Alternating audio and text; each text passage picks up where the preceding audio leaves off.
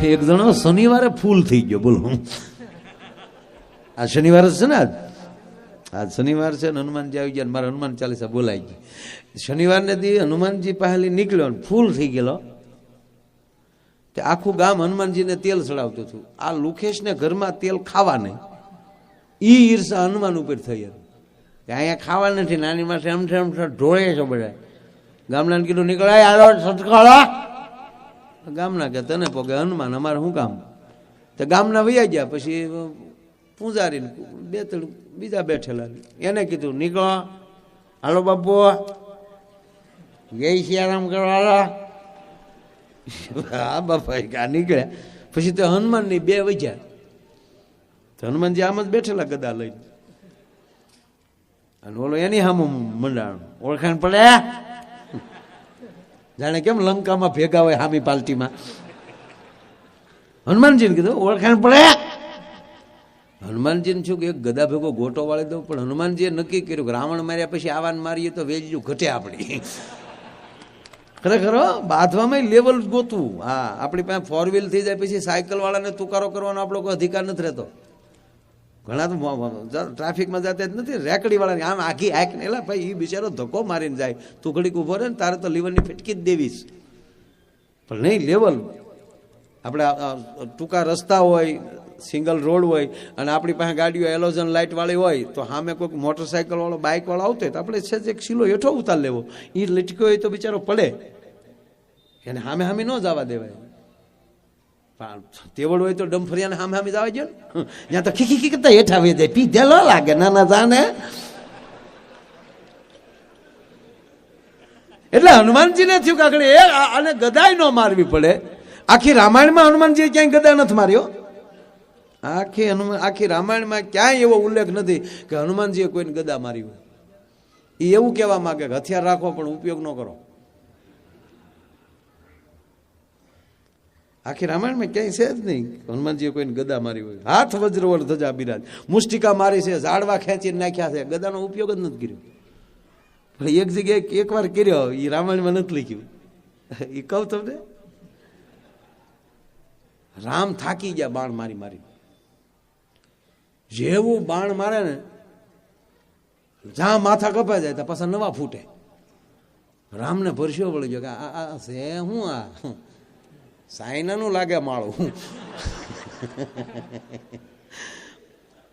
આપણે ચાઇનાના વડાપ્રધાન આવ્યા હતા ને, તો કોકે આપણે ભાભલાવને કીધું ચાઇનાના વડાપ્રધાન આવ્યા હતા, કે ઓરિજિનલ કેદી આવી છીએ. આપણે ભાભલા ભીણ્યા નહીં પણ ભૂખા કાઢી લાગે. પેલા તો ખબર ને, ગામડામાં આપણે છાપું વાંચતા, એખાદું દૂધના કેનેરે છાપું આવતું, અને આખા ગામમાં એખાદા બાપાને વાંચતા આવડતું. એ વળી ચશ્માને હિંદરી બાંધી હોય, ઓલી હુતળી, એ ચશ્મા પહેરીને આમ આમ વાંચતા બેઠા. તે બાપા બોલતા હતા, રાજકોટમાં કમળાએ 8નો ભોગ લીધો. થાય એક બાબા કે હૈશિયાબાઈ લોટકી હો, એ રોગ ગજબ બાબલાવ ગજબ.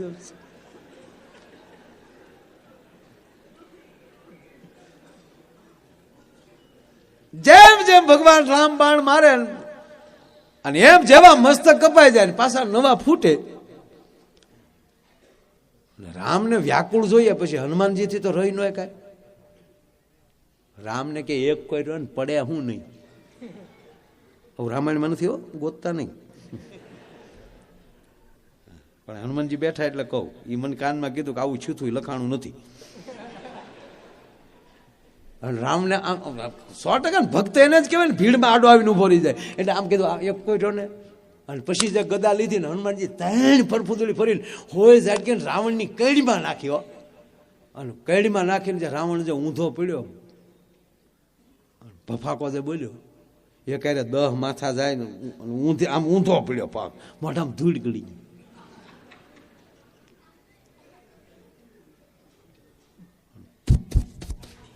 આમ કરતો રાવણ ઉભો થયો.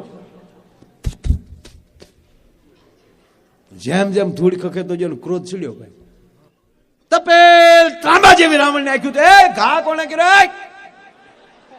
કોને ઘા કર્યો?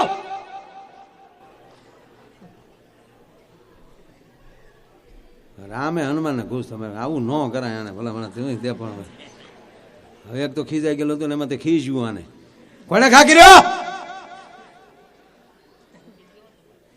હનુમાન કે મેં કર્યો. એલા ભાઈ થાતા થઈ ગયો, દાવા દે ને બધું. કોને ખા કર્યો? હનુમાનજી કે મેં કર્યો. કેમ? તારી માને ધન્યવાદ. બાથડીમાં તો આવું જ હોય ને. તો હનુમાન કે તારી માને ધન્યવાદ. એટલે રાવણે કીધું મારી માને ધન્યવાદ હે ના, એટલે હનુમાને કીધું મારી માને ધન્યવાદ હે ના. અને ત્યારે રાવણે કીધું તારી જનતાને ધન્યવાદ ન આપું ભલામણ, હું દશાનંદ રાવણ. ભગવાન શિવની સ્તુતિ કરતો મહાદેવ પ્રસન્ન ન થાય અને ક્રોધમાં ભરાવ, તેથી મારા આતરડા કાઢી અને એનું વાદ્ય બનાવી અને એમાં હું સ્તુતિ કરું, છતાંય જો શિવ પ્રસન્ન ન થાય તો હા ભલે હનુમાન મારી 20 ભુજાથી મેં કૈલાસ ઊંચો કર્યો હતો. મારી 20 ભુજાઓ, 20 ભુજાની એમ કહેવાય 100 આંગળીઓ, અને 100 આંગળીઓમાં એમ કહેવાય કે મારી 100 આંગળીઓ રૂપી કમળમાં કૈલાસ ભમરા જેવો લાગતો હતો. આવું રાવણ, એને બદલે કોઈ મારો સાળો ન કરે, તારા રામને પરિસેવો વળી ગયો, એને બદલે તે એક ગદા ભેગો મને પાડી દીધો, તો ન કહો તારી મને ધન્યવાદ એમ.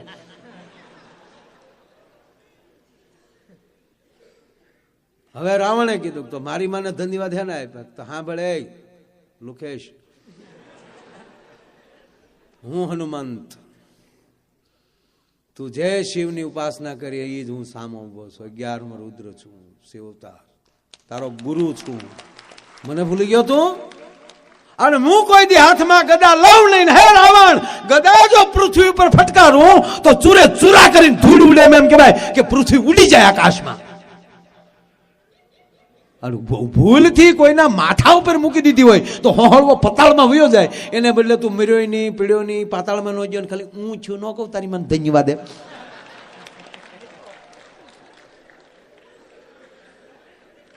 એટલે ઓલો પી ગયેલો હનુમાનજીને કીધું ઓળખાણ પડે,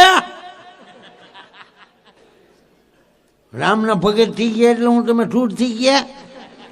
ગામ તેલ ચડાવે, સિંદૂર ચડાવે, વાહ બહુ સારા ધંધા કર્યા. અમારે સામું જોવાય, એકલા રામના જ કામ કરો છો, અમને શું વાંધો છે? મરી ગયા ઓળ ખાઈ ખાય.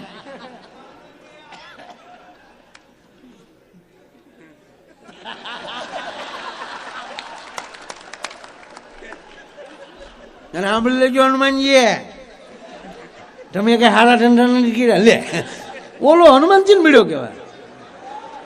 તમને સીતાજીને ગોતમાં મોકલ્યા, લંકા હળગાવવાનો તમારો એજન્ટા હતો જ નહીં. આ એજન્ટા બાઈનું કામ કર્યું તમે, અને ભલામણા લંકા હળગાવી નાખી. ભડ વાંજળ વેરા કી જાય.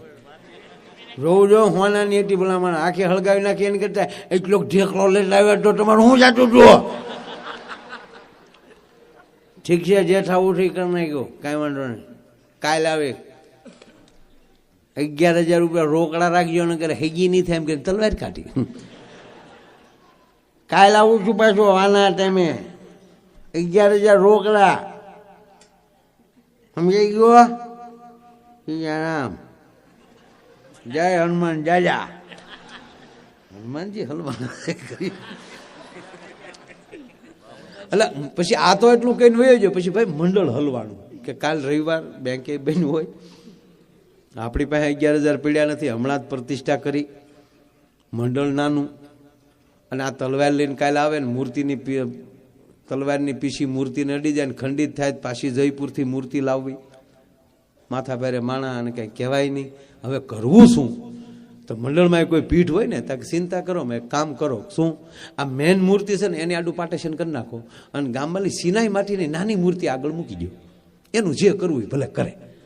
તો ઓલો બીજે દી આવ્યો ને તલવાર કાઢી, હનુમાનજીની નાની મૂર્તિ, તેને સમજો કે એ તાર બાપા ક્યાં ગયા.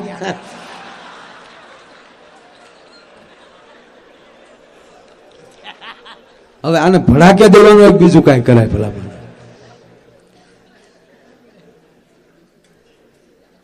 અને ખરેખર જીવનમાં આપણી પાસે બધું હોય, પણ જો મોજ ન હોય ને તો સારું કાંઈ રૂપિયો કાયમ ન આવે. આનંદ તો હોવો જ. અને એટલે જ હું કાયમ એક વાત કરું કે જે માણસ ખુલ્લા દિલથી દાંત ન કાઢતો હોય ને એને કોઈ દી મિત્ર ન બનાવવું.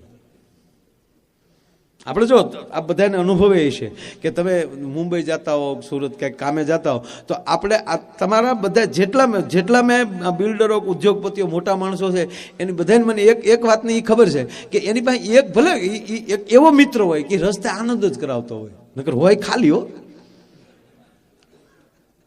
અને ફોન કરીને એમ કે તમે એને લઈ જાઓ ને ભેગો.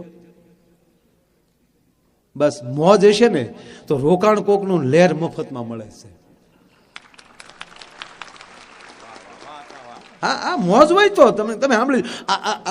આ સદગુરુ શું કહેવા માંગે છે? આ એ જ ભેગા ગોઠવાઈ જાય, ખાલી ભેગા થઈ જાઓ. હું દાખલા તરીકે રોડે ઊભો હોઉં અને તમે તમારી મર્સિડીઝ ગાડી લઈને નીકળો અને મને જોઈ જાઓ, ઓળખતા હો, મને જોઈ જાઓ એટલે તમે એમ કહો કે લા તો માયાભાઈ ઉભા, તમે ગાડી ઊભી રાખી ગયો અને તમે એમ કહો કે માયાભાઈ અમદાવાદ આવું છે, ભાઈ આવું, અને આપણે બેસી જઈએ પાછલી સીટમાં. તો રોકાણ એનું, ડ્રાઈવર એનો, પેટ્રોલ એનું, આપણું કાંઈ નહીં. તો એને હું 140ની સ્પીડ મળે ને આપણે હું 70માં પીડ્યા દઈ ભક ભક ભક ભક. 140ની સ્પીડ આપણને મળે. શું કામ? એની હારે ગોઠવાણા છે ત્યારે સાહેબ, એની ભેળા થઈ ત્યારે. એટલે જે માણસ મોજ ન કરી શકતો હોય એની પાસે એમ કહેવાય કે એને મિત્ર ન બનાવો, ભાગીદાર તો નહીં જ, વેવાય તો નહીં જ.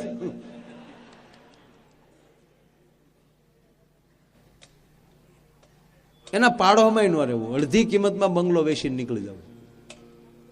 કારણ કે હવારમાં હામો મળ્યો ને તો અફકન થાય. આપણે પ્રોગ્રામમાં જવા નીકળ્યા તો આપણે આમાં મોગો સર પ્રોગ્રામમાં જાવ, નાના તારા બાપનું હરવણું કરવા જાય. એમ અમારે હકાદાન હમણાં કહેતા હતા, હકાદાન ગઢવી બહુ સારું બોલે. હકાદાન મને એ કે હું હરવણું કરાવવા ગયો, કંઈક એને હશે કંઈક કરો, તો એ હરવણું કરવા બેઠા, આમ તર્પણ કરવાનું હોય ને બધું. એટલે ગોર બાપા જે કોઈ છે એ બોલતા જાય, ઓમ નમઃ સ્વાહા, મૂકો 500 રૂપિયા. એટલે મૂક્યા, પાછું વિધિ કરીને કે હવે માથે 600 રૂપિયા મૂકો. પછી હકાદાને કીધું હું આ હરવણું કરવા આવ્યો, ઘોરાવા આવ્યો એ નક્કી નથી થતું. એટલે જીવનમાં મોજ જરૂરી છે.